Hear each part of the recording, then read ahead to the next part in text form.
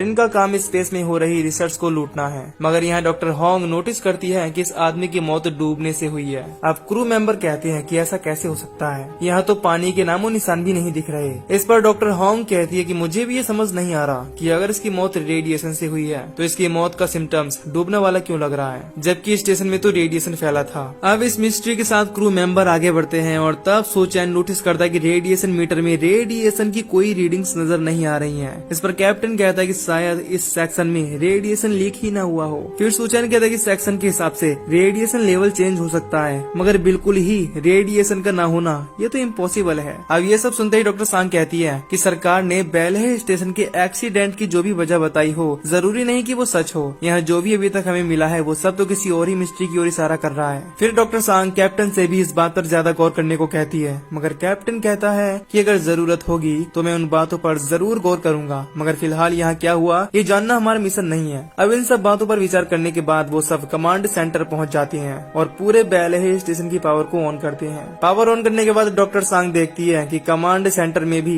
Radiation की कोई readings नहीं है, और तब डॉक्टर सांग अपना हेलमेट उतार देती है, जिसे देखते ही सब दूर हो जाते हैं। फिर डॉक्टर सांग कहती है कि मुझे तो यहाँ सब कुछ नॉर्मल लग रहा है, चाहो तो तुम सब भी अपना हेलमेट उतार दो। फिर सभी लोग अपना हेलमेट उतारते हैं और कैप्टन सुचैन को एयर प्यूरिफायर चलाने के लिए कहता है। अब सब कुछ नॉर्मल होने के बाद कैप्टन क्रू मेंबर्स को 3 अलग अलग टीमों में बांटता है और उन सबको स्टेशन के 3 अलग अलग स्टोरेज सेंटर में भेज देता है। कैप्सूल्स को इकट्ठा करने के लिए तीनों टीम अपनी अपनी लोकेशन पर जाती हैं और सभी को रास्ते में बहुत सी लाशें मिलती हैं, जिन्हें देखकर पता चलता है कि ये सभी लोग डूबकर मरे हैं। और यही बात किसी को समझ नहीं आ रही होती कि ये कैसे हो सकता है, क्योंकि स्टेशन पर तो इतना पानी है ही नहीं कि सभी को डुबाया जा सके। फिर हम देखते हैं कि स्टोरेज रूम के रास्ते पर जाते हुए डॉक्टर सांग बार बार स्टेशन की डाटा रूम को भी ढूंढने की कोशिश कर रही है, क्योंकि वो इस बात को जानना चाहती है कि आखिर यहाँ क्या रिसर्च हुई और किस कारण से यहाँ के लोगों की मौत हुई है। तभी को पायलट ली कैप्टन गोंग से कहता है कि सर, पीछे गलियारे में मुझे एक और बायो सिग्नल मिल रहा है, जबकि यहाँ इस सेक्शन में हम 3 ही लोग मौजूद हैं। फिर captain Gong bio signal check करने चला जाता है और ली डॉक्टर सांग से कहता है कि मैं भी आपकी तरह यहाँ हुई मौत की वजहों को जानना चाहता हूँ, तो इसीलिए आप जाकर डेटा रूम को ढूंढो और तब तक मैं कैप्टन गोंग को उलझा कर रखूंगा।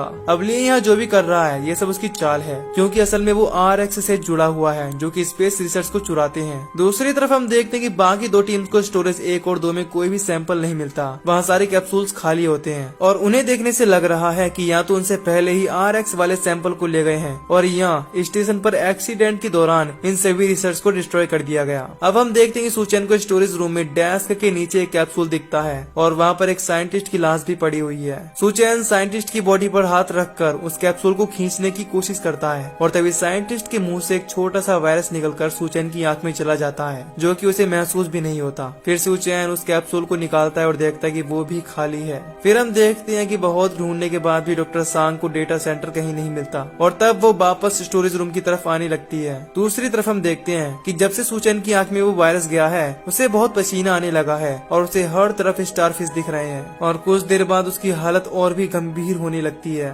सीन चेंज होता है और हम डॉक्टर सांग को देखते हैं जो कि वापस स्टोरेज पिन की ओर आ रही है और दूसरी तरफ हम चीफ गोंग को देखते हैं जिसे कोई और जिंदा आदमी नहीं मिलता और तब उन्हें लगता है कि शायद मशीन खराब हो गई है, इसीलिए वो गलत बायो सिग्नल्स दिखा रही है। फिर हम देखते हैं कि जब ली अकेला था तब वो स्टोरेज पिन का दरवाजा खोलकर उसमें कैप्सूल को ढूंढ लेता है और जब डॉक्टर सांग वहाँ पहुँचती है तो देखती है कि ली कैप्सूल लेकर गेट पर खड़ा है और तभी पीछे अंधेरे में से ली को कोई वापस स्टोरेज रूम में खींच लेता है और उसे जान से मारकर कैप्सूल को वेंटिलेशन डक्ट से लेकर भाग जाता है। अब डॉक्टर सांग जल्दी से सभी क्रू को बुलाती है और जो भी उसने देखा सारी बात कैप्टन को बताती है, मगर इन्वेस्टिगेशन के बाद कैप्टन सांग से पूछता है कि आखिर तुम स्टोरेज रूम को छोड़कर कहाँ गई थी। सांग कहती कि मैं बस एरिया की छानबीन कर रही थी। अब ये सब बातचीत चली रही होती है कि कुछ लोगों को छोड़कर बाकी लोग कमांड सेंटर में चले जाते हैं। कमांड सेंटर में सुचैन की तबीयत बहुत ही ज्यादा खराब हो जाती है और वो ढेर सारी पानी की उल्टियाँ करता है। किम सुन जल्दी से डॉक्टर होंग को बुलाता है। डॉक्टर होंग भागते हुए